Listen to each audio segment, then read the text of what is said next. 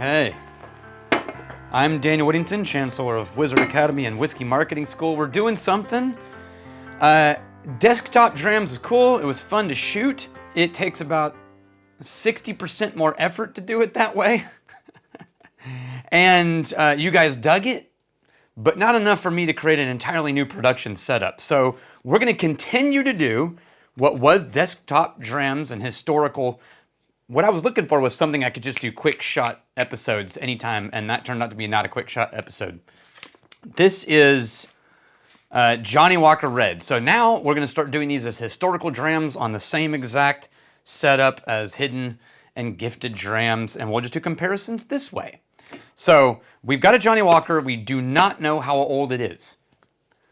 We've showed it to Craig Wallace, who's one of the Diageo blenders.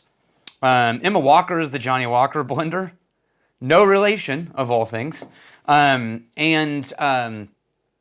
We looked at historical records, and all we can tell is it's duty-free. It's pre-1980, but probably... So we're guessing somewhere in the 60s, 70s.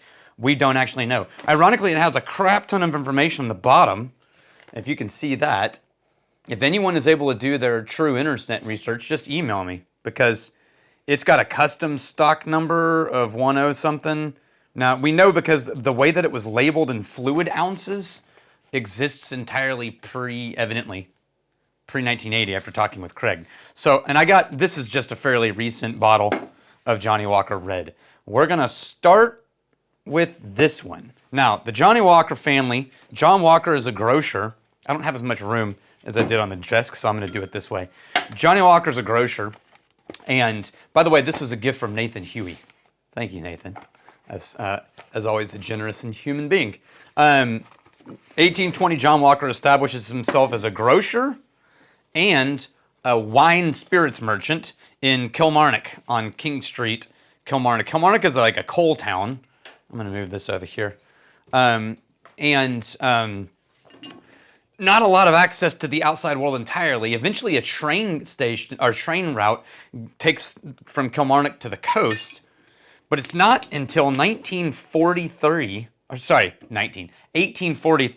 that the train route expands into Edinburgh, and all of a sudden, they have access to the outside world. Now, you'd think that would change everything and kind of blow up Johnnie Walker, but by the time we hit 1852, he's running out of money and he's struggling.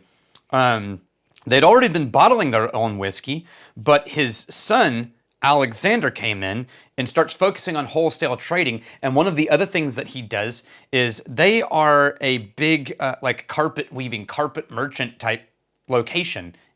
He starts finding all these merchants who are coming to town for other reasons. He introduces them all to whiskey. They take that love of whiskey back with them to London and the rest of the UK.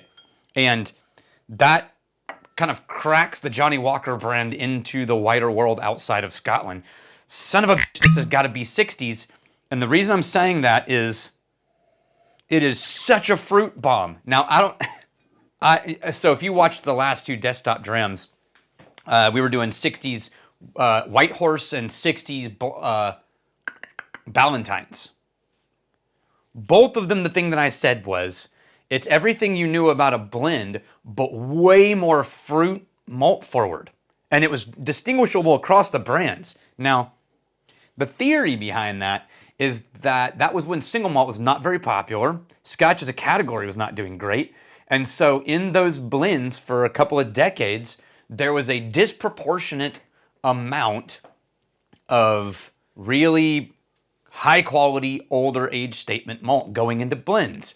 And it made the blends taste really great and also be less grain spirit and more fruit malt forward. Sure enough, you pick this up and immediately, this is one of the fruitiest blends I've ever smelled.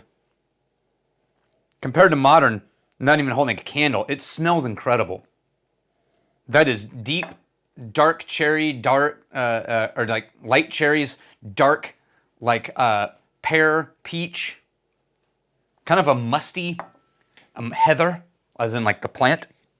Heather, kind of earth, but like plant vegetation. A little bit of hint of smoke. Man, does it smell really good. Can't believe this held up.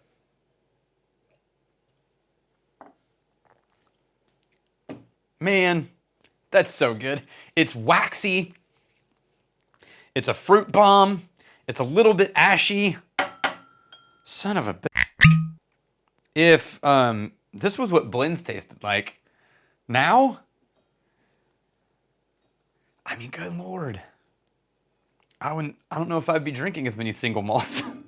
I'm gonna set this, we're gonna pour the historical one. Anyway, they get set up in London in 1880. The Walkers actually arrive in London with a shop in 1880, a year before Buchanan does.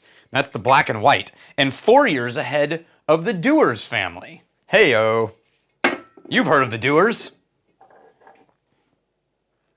Now remember, it was also Alexander that switched to the square bottle, and that was in the 1800s, and then 1876, I think, and then after his death, Alec Walker takes in. Alec Walker was a lawyer. This is pretty wild. Trained with Messrs. Robertson and Baxter in that was the part of the lawyers' firm for the DCL venture, which is the giant corporation that took over most Scotch production and tried to crack into Ireland.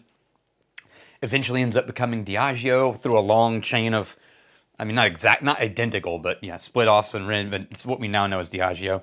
By 1890, George Patterson Walker is the chairman, and it was the biggest blender in the world, and bottles of Scotch whiskey, biggest volume.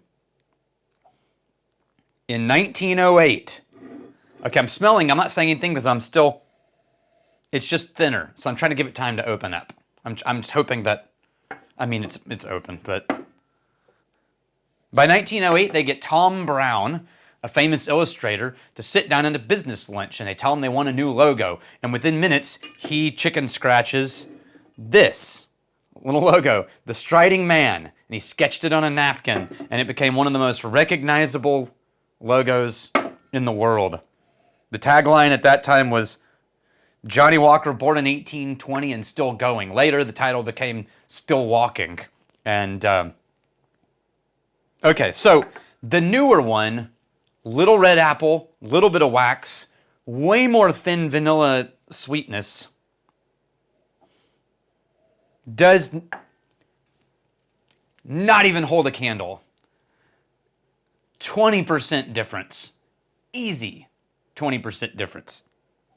And by the way, this has not been sitting for years. This bottle is less than 3 months old, just in case you were wondering. We were using it as an example in a class, and we had a big head count, so we went through a whole bunch of it.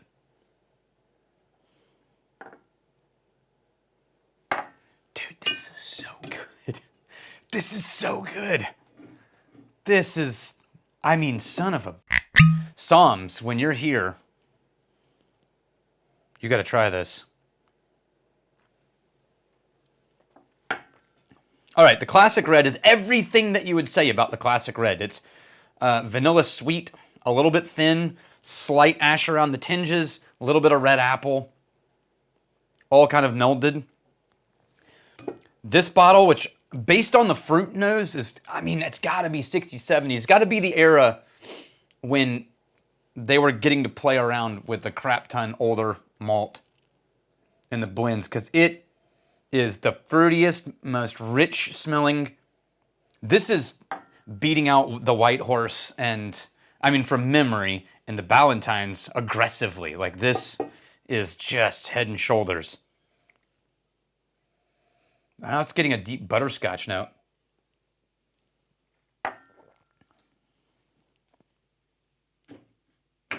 Wow. I don't know what to tell you, man. It's so good. Johnnie Walker gets the Royal Warrant in 1934 before World War II. They still have the Royal Warrant today, as far as I know. They expand into green, blue, and now all, you know, they've got Johnnie Walker Black, Double Black. They've got, you know, they're a modern blending powerhouse. I don't know if they're, I know, well, I don't know. I think they're the largest volume of the Diageo family. I mean, they beat out White Horse and Black and White. I don't know. I should have looked that up. I didn't even think to look that up. I don't know that they're the biggest in the world, but they're one of the kings, ironically, of the blending world in Scotch. And man, if this is legacy right here, that is holy shit. Now, yeah, it's just decisions, man. Decisions of volume. I would be curious to know what their case volume was during this era in the 1960s compared to the case volume now, which I think is like 20 million cases or something like that, which is insane, right? I'm betting this is single-digit million, if it even cracked a million. And when you're playing around with a volume of that level, you have the ability to put a lot more malt in it. When you all of a sudden need to scale it up to 20 million cases a year, hey, well, decisions have to be made. Yeah, I'm not even going to bother. This is so good. I hope this is still interesting to you. It is to me. I love these comparisons. I think the lesson that I am learning is, if you have the budget for it, go onto sites like the Whiskey Exchange or something like that. Go track yourself down a 1960s blend as a special present. You will not regret it, as long as it's still sealed. Cheers to you. I'm really glad you're here. If you like our new version of historical drams, I'm going to do a bunch more. It's going to be blended in with the hidden and gifted drams. Feel free to like and subscribe.